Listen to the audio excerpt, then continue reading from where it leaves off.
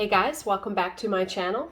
I am Danielle, aka Stitcherista here on YouTube, and today is going to be another diamond paint with me while I continue working on Treasure Studios art Cherry Blossom by Lizzie Falcon, and it will be a true crime story time. But we are going to chat first, as we always do. So bit by bit, day by day, I am feeling better. I forgot how much a neti pot actually helps with sinus congestion and all of that. Not to get too graphic, but I didn't think I had that much snot in my nose, seriously. I used it yesterday and it helped. And then I used it this morning, and yeah, I mean, it's amazing how much of a difference it makes. I've realized that not everyone can use that, but it's been a godsend. I mean, it really has helped. So yesterday, what symbol am I? I think I'm on the M. Yeah. Yesterday, I was done work by 2:45, which I was very glad about. My stepdaughter came over for dinner yesterday. We hadn't seen her in like a week and a half because of us being sick. And I wanted to be downstairs before everybody got home, because normally when she comes over, even if I'm done work, I'll like diamond paint, do stuff in my office. Like I kind of try to use that time. But I've been sick, so I've been sitting downstairs when I've been done work early. If I'm done work early on any other normal day when I'm feeling 100%, I will be using that time to get stuff done, do an extra video, whatever, right? So I was glad got done work early, although yesterday the witnesses had a Scottish accent. Oh my God, the accents, I can't.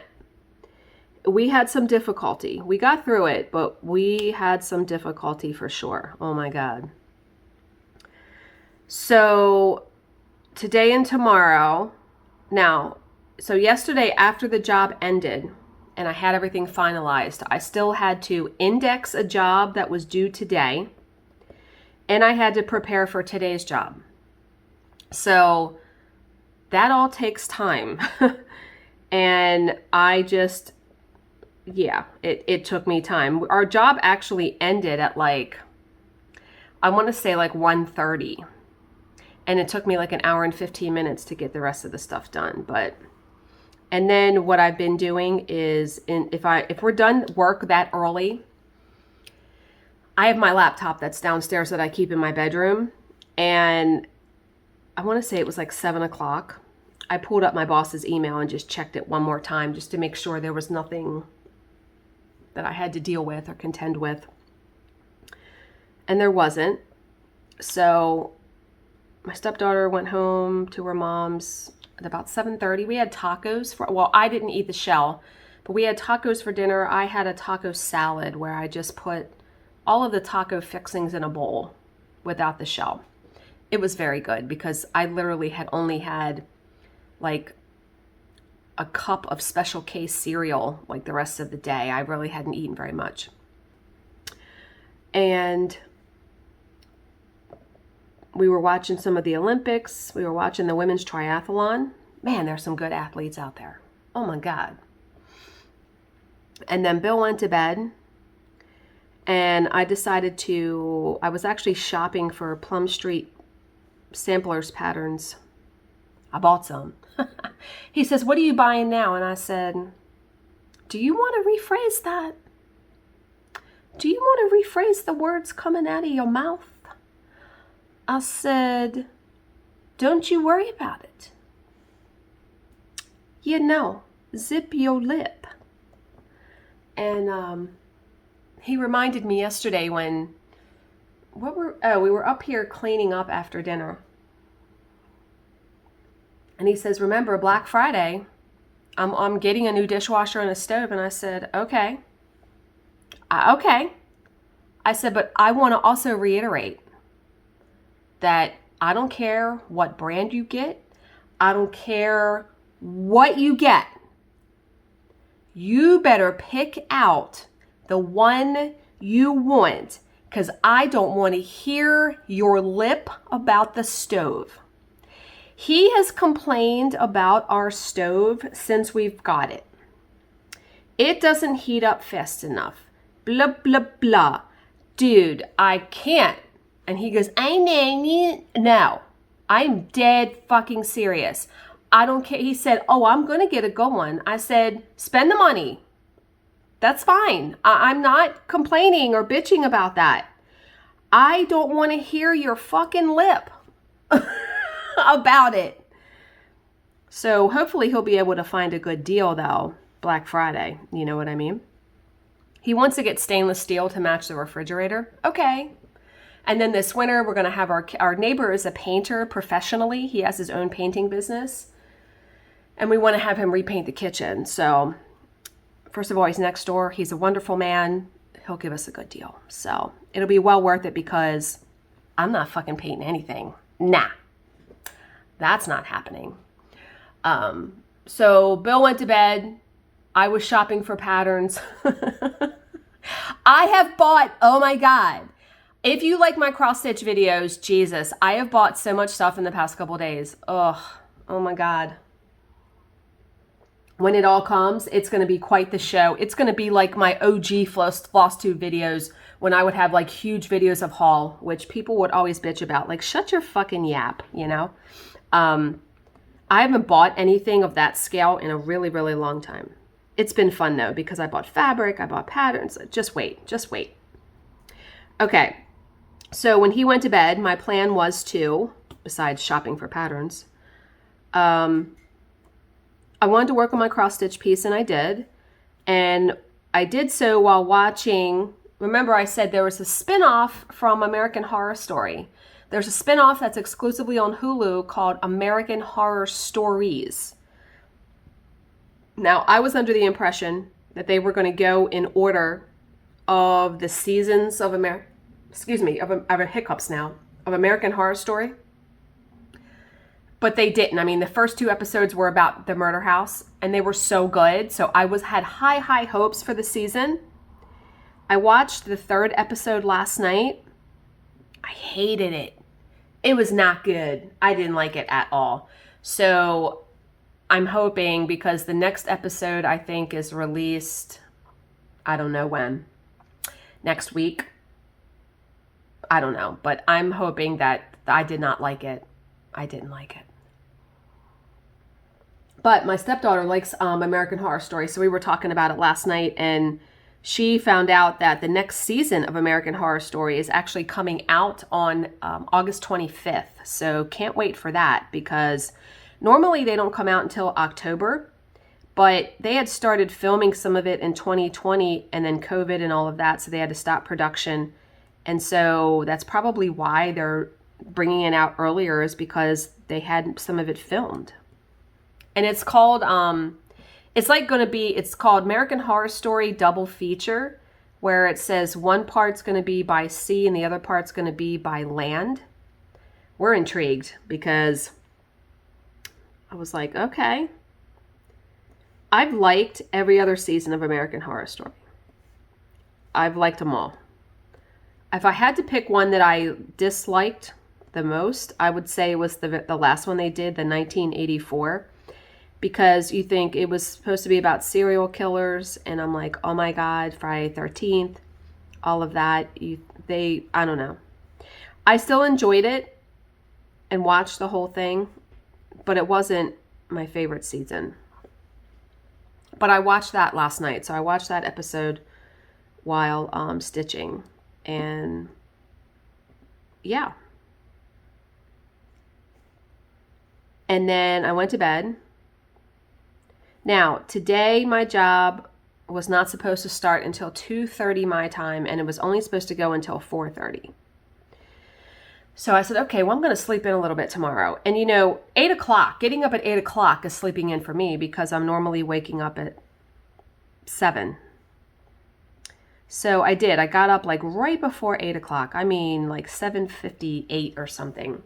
And I was up literally for 1 minute, and my dad called. So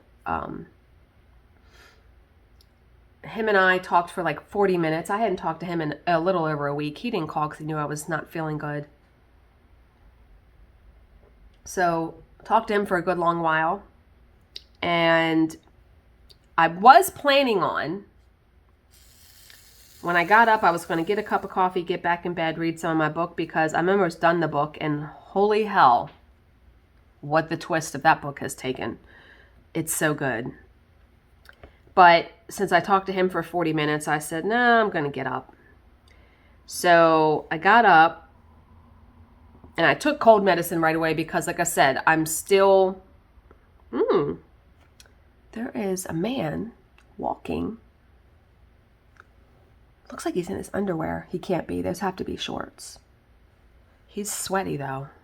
It's hot AF here. Like even now, it's probably extremely warm out.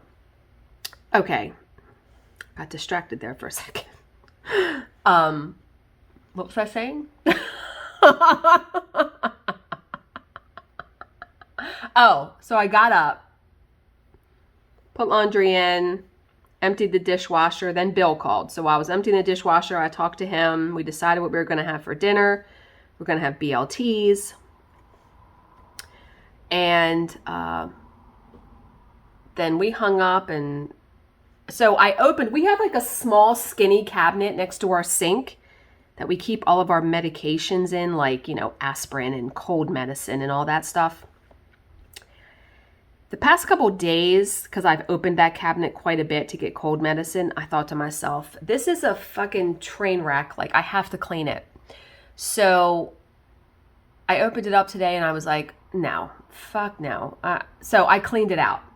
You would not have believed how many prescriptions and shit we had from 2019. Those went right in the trash. Yeah, no. So it's all nice and neat now. And I told him that I texted him. No, he had called after I got done cleaning it out. And I said, I cleaned out the cabinet. And he started laughing because he knows when you open it up, it's like, you can't fucking find anything. So I did that. And then I did our banking and checked email. So I sit down, right? And I sit down, it was like 8:45 to check email. And I see our job canceled for today at 9 o'clock last night. Now, like I said, I checked her email last night at like 7. So I didn't see. So I texted her and I'm like, today canceled at 9 o'clock last night. She's like, it did? Yeah. I said, I already let the team know. I said, I'm still not feeling 100%, so I'm going to use today to like rest. And I'll look for tomorrow's confirmation so I can do prep. Now, tomorrow is supposed to be from 2 p.m. to 6 p.m. So another day where I can have like the morning. So I was like, ooh, I'm off today. What can I get done, right? Because I am feeling better. I don't want to overextend myself because that's how I think I got into the trouble I'm in with being sick last time. I did like 3,000 videos in 2 days, you know. I might do my nails, but I have laundry's in the dryer, and I actually am going to do, I think, some light cleaning because I haven't cleaned since I've been sick. I just put like our bathroom towels in the wash. I'm going to try to vacuum, clean the bathrooms. That's probably like the main thing. And yeah, I'll try to do that kind of stuff. I will do my cross stitch little vlog thing. And I am going to do the unboxing of Cruella today from Treasure Studios Art. I've had that kit since last Thursday, and because of me being sick, it's been sitting on my table. So I will definitely do that. And I may even clean out my craft closet because every couple months I clean it out because I wind up amassing things in there and that I don't either use. I have stuff in there from Christmas that I need to get rid of or donate. And I'll donate because we have like all of those bins around where you can donate clothes and stuff like that. And I'll go donate some stuff. And I have some books I'm going to donate too. So I will I may ride around today and do that for a little bit. I don't know. I think I have infinite amount of time and I don't. It's already 10:30 here. But yeah, I don't want to go haywire trying to do all the things. But yeah, so I am off today. Yay! Like I said, I'm not upset. But okay, I've jibby-jabbed enough. So, today's story is Lynn Turner. Lynn, what have you done? So on March 3rd, 1995, a frantic call brought emergency staff racing to the Marietta apartment of 31-year-old Glenn Turner, a sheriff's deputy from Cobb County, Georgia. They found Glenn dead on the floor and his wife Lynn in some distress. Lynn explained that she had returned from doing the shopping to find her husband dead. Okay. She added that he had been suffering from the flu these last few days, his symptoms becoming so severe that he had gone to the ER at Kennestone Hospital. There they had given him medication and IV fluids before discharging him, but the symptoms had continued. And Glenn also began suffering from vomiting and diarrhea, and in his final days, Lynn said he had begun to hallucinate, believing he could fly. What? The attending detectives were stunned. Glenn had been one of their own, so yeah, cops have just this loyalty, right? They knew him to be a dedicated police officer and an all-around nice guy. The hulking deputy was also extremely fit. He had once been involved in a near-fatal motorcycle accident and had returned to work just a few weeks later. How had his health deteriorated so dramatically in such a short time? Lynn, were you poisoning him? I guess we're going to find out, right? Doctors believe they had the answer. Glenn, they said, had suffered from an undetected irregular heartbeat, which had worsened with age and eventually brought about his death. Not everyone, least of all Glenn's family, was convinced by the explanation, though. Oh, this is a long one. Holy moly. Okay. Nonetheless, Glenn was laid to rest in his estate worth $153,000 with a $700 monthly pension passed to his widow. Jesus Christ. Okay. 4 days. 4. 1, 2, 3, 4. 4 days after the funeral, Lynn moved in with another man, a man she had been seeing since the first year of her marriage. Lynn. 4 days after her husband's funeral. That's sus.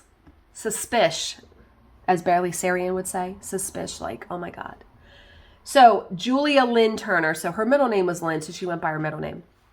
Julia Lynn Turner was born on July 13th, 1968. As an infant, she was adopted by a couple named Womack, who spoiled her rotten, deluging her with expensive toys and clothes. When Lynn was 5, the couple divorced, and Lynn went to live with her adoptive mother, Helen. She grew to be a rebellious teenager with a drug habit that eventually landed her in an Atlanta drug clinic for treatment. Oh boy. Rehab appeared to do the trick, though, for Lynn. That's good. I have to give her that. By the time she reached her early 20s, she had cleaned up her act and had a career in law enforcement. For a time, she worked as a 911 dispatcher, then she got a job as a civilian employee assigned to an undercover narcotics unit in Chattanooga, Tennessee. The work, of course, brought Lynn into contact with a lot of police officers, and that suited her just fine. She liked men in uniform, and one in particular caught her eye, 27-year-old Glenn Turner, known to his friends as Bubba because of his large build. So, shortly after meeting Glenn at a party in Atlanta in 1991, Lynn began pursuing him aggressively, buying him expensive gifts like a pair of snakeskin cowboy boots. Glenn was amazed that such an attractive, vivacious woman might be interested in him, and it wasn't long before he was hopelessly in love. But Glenn soon learned that there was another side to Lynn. Lynn liked to flirt with every man she encountered and loved being the center of attention. And she had a temper, switching from sweet to spiteful within a matter of seconds, usually without much provocation. That temper became even worse in 1992 after she applied to become a police officer and was turned down. Ooh. Yet, despite Lynn's increasingly nasty temperament, Glenn continued to be besotted by her. In late 1992, he announced to his buddies that he and Lynn were getting married. So 2 months later, the couple set a wedding date for August 1993 and moved in together. And not long after, at Lynn's urging, Glenn made her the beneficiary of his insurance policies. And here we go.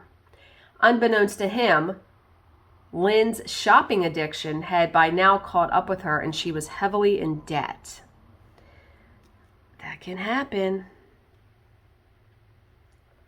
No one but Glenn expected a happily ever after to his marriage. Oh boy.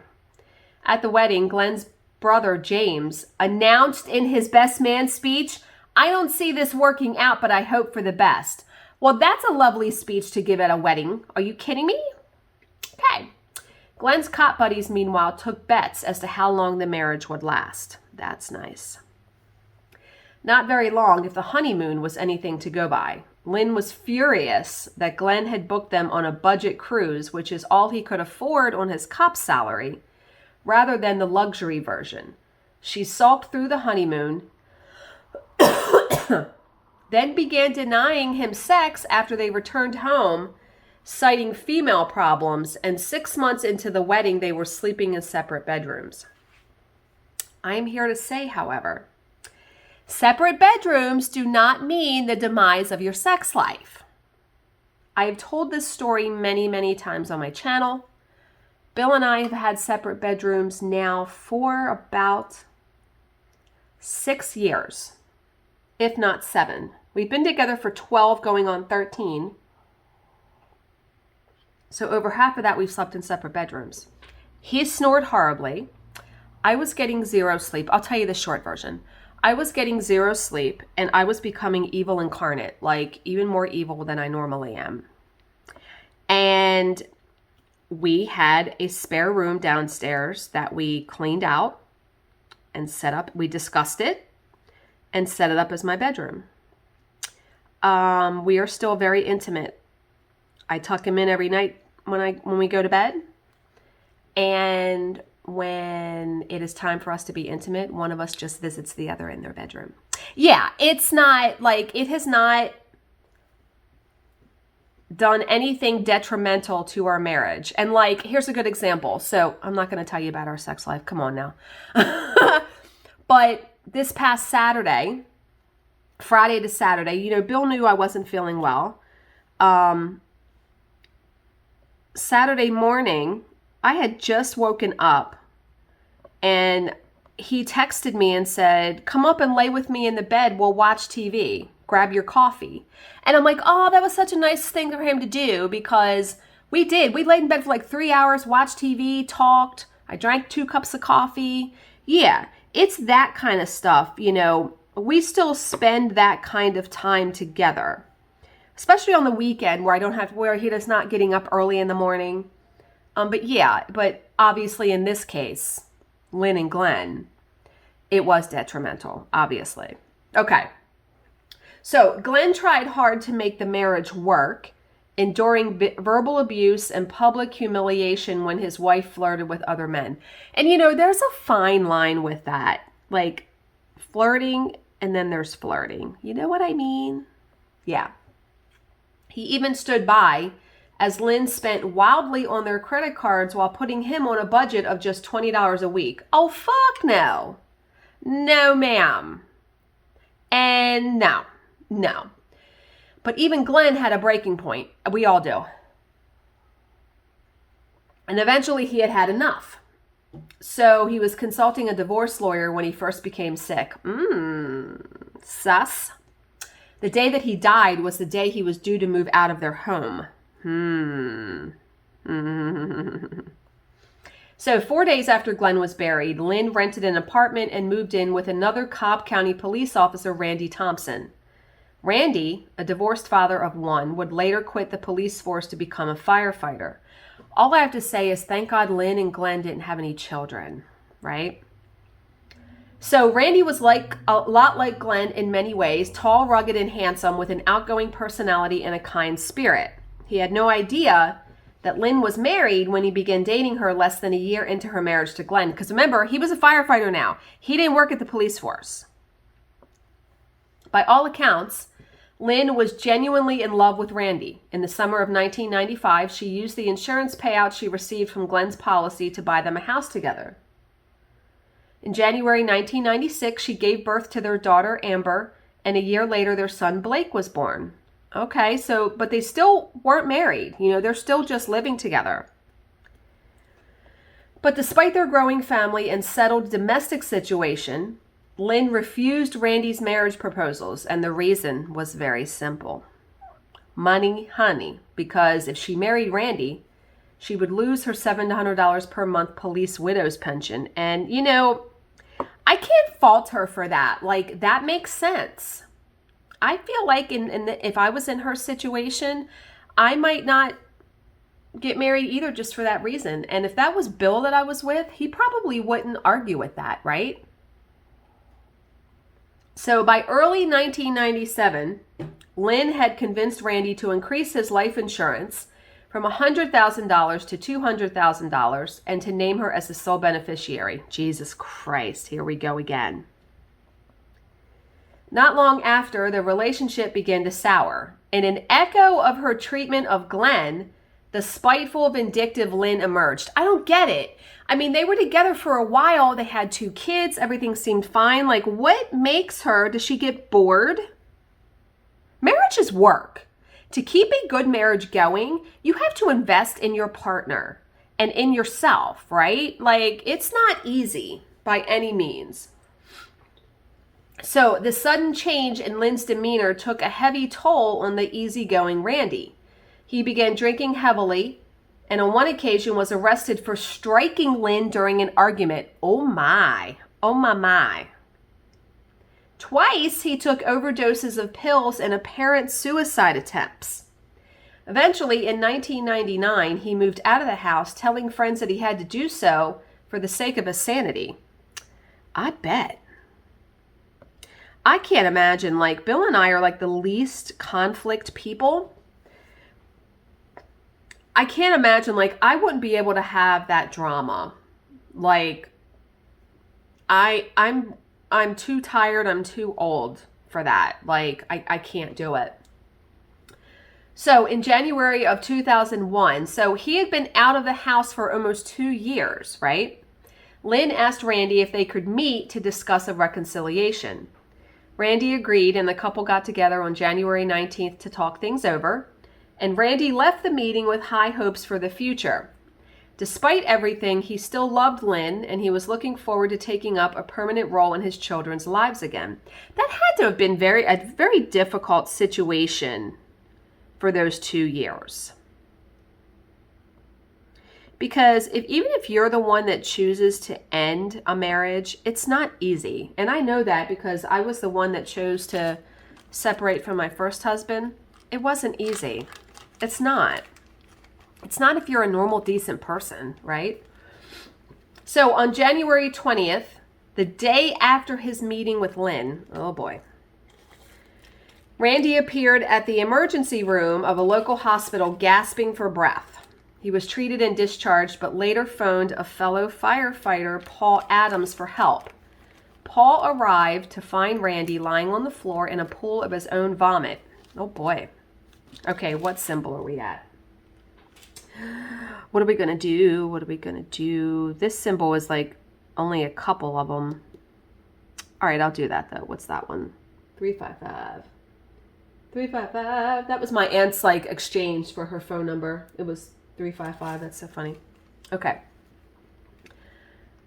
So Paul took Randy back to the ER where doctors stabilized his condition before sending him home. And I only need a couple of them because it's only 3. Let me hurry up and do these. And then I will get another color. Was that it for that? Yeah. And I should do these little ones. I'm going to do that symbol next because there's some up there. What's that one? It's 779. I am loving this one so much. Now, I'm waiting to get the frame for it until I'm finished with it because I don't know what frame I want to get yet. I feel like I want to get like a bright red one. I might get there's metal. They make some metal ones that are bright red and they're beautiful. We're going to see. Okay. All right. So that night, so after he gets out of the hospital and Paul takes him home, Lynn pays him a visit. She brought a bowl of Jell-O, the only thing Randy could eat in his weakened state. 2 days later, one of Randy's firefighting colleagues called on his apartment and found him dead. He was dead?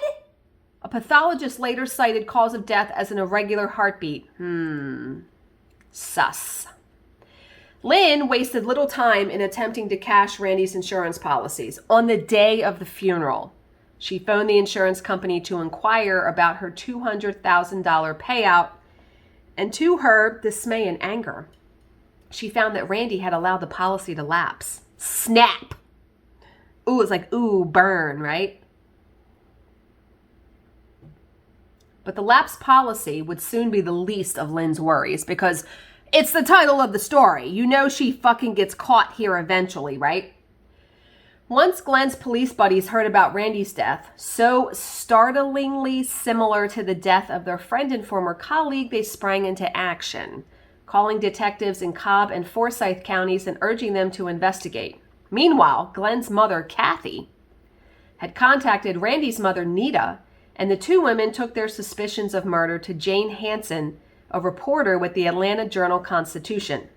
As a result, the Journal-Constitution printed a number of articles in which they highlighted the highly suspicious nature of the two deaths. Oh my good night. This in turn placed pressure on the authorities to investigate.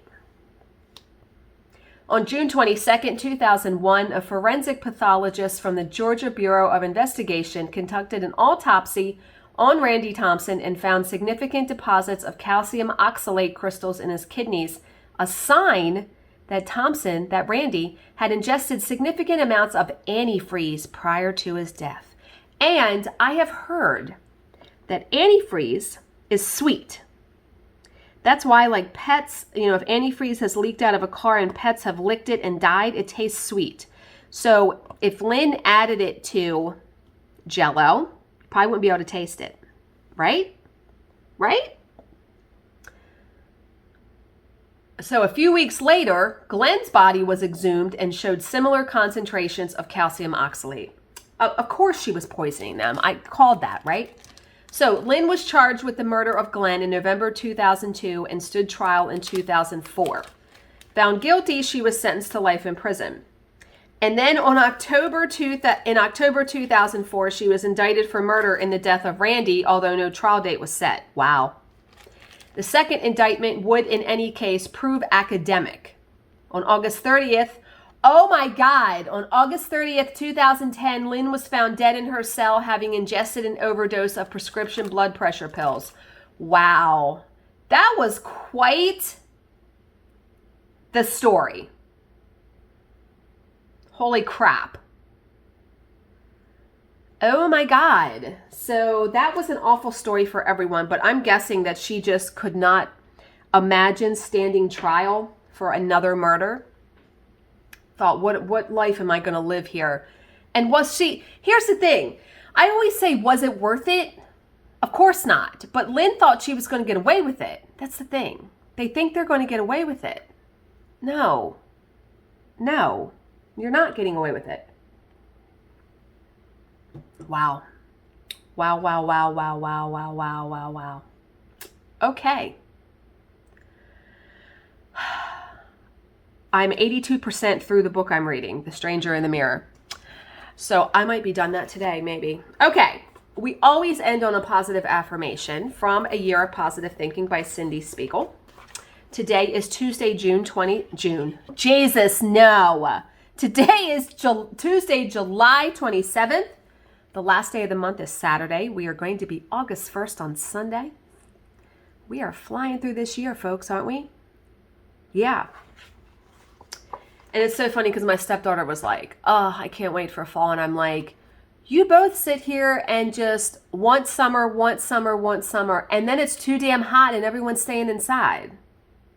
Yeah. Although I do think Bill is going fishing this Saturday. He hasn't been fishing in almost 2 months. And yeah, so get to getting. Yeah. Okay. July 27th. So this one is called Love Again. Don't ever give up on love. It may not always be perfect and you may experience it many times or few, but don't ever let that stop you from being willing to love again. And you know, I have to cite my dad. You know, he had been married twice before he met my stepmom. And she was married to her first husband for 25 years. Yeah, that's a long time then to end it. And she had been divorced from her husband. My dad had been divorced from his second wife. And she was working as an HR rep in Home Depot. And my dad had come in because at that point he was building houses with his brother. So he had come in to get some supplies and she was going out to lunch or something, I think, and they happened to just meet and he asked her out and then that was it, right? I mean, so yeah, I mean, because they've been together 15 years now. So they were in their early 50s. So yeah, you never give up on it, right? You never give up. I mean, yeah. But what I have found though, is when you're not actively searching for it is when you find it. Because when I met my first husband, I wasn't looking to be with anybody. He bowled on the same bowling league and we happened to be bowling next to each other. And we had seen each other and said hi a couple times. But the night that we bowled next to each other, he sat next to me like the whole night. And then by the end of the night, he asked me out. And then Bill, you know, we grew up together as kids. And then found each other on Match.com. And it wasn't even a date when he found me on Match.com because, first of all, I was getting ready to cancel my Match.com subscription because I went on a date and it was disastrous and awful. And I was just like, if I can't meet somebody organically, I'm just going to be alone, you know? And he contacted me and was like, oh, we should get coffee and catch up. And we did. And then it just blossomed into love. Like, yeah, so I wasn't looking for it. Like, I wasn't expecting that to turn into a relationship. But he's such a wonderful person. How could I not, right? Yeah. Okay. So I hope you guys all have a wonderful Tuesday. As always, if you have any questions, please leave them in the comments section below, and I will answer them to the best of my ability. Thank you so much for watching and subscribing, and I will see you in my next video. Bye, guys.